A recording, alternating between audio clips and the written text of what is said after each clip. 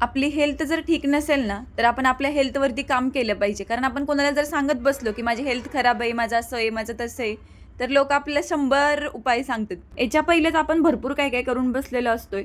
पण आता कंप्लेंट करण्यापेक्षा आपण जर आपल्या खरंच हेल्थकडे लक्ष दिलं ना, तर काही प्रॉब्लेम होणार नाही. जेवढं आपल्याला जमल तेवढं आपण घरचं खायला चालू केलं पाहिजे. हेल्दी थोडंसं खायला चालू केलं पाहिजे. बाहेरच्या खाण्याकडे थोडंसं दुर्लक्ष करा.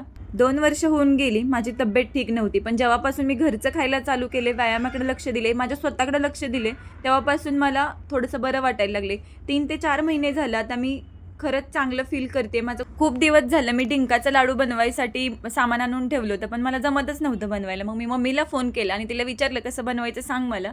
तिने सांगितलं, पण जसं मला करायचं तसंच मी केलं. जी काय-काय होतं तेवढं सगळं मिक्स केलं आणि घेतलं लाडू बनवून. पहिला लाडू देवापुढं ठेवला आणि नंतर मी खाऊन बघितला. सुपर टेस्टी झालं होतं. हे लाडू, करंजी, चिवडा, चकली आपलं डिपार्टमेंट नाहीये. ही दीदी आणि मम्मीचं डिपार्टमेंट आहे. त्याच्यामुळं आपला काही याच्याशी लांब-लांबपर्यंत संबंध नव्हता. पण कसं आहे, आता खायचं म्हणल्यावरती हातपाय तर हलवायला लागणारच. एकदा तुम्ही पण ट्राय करून बघा.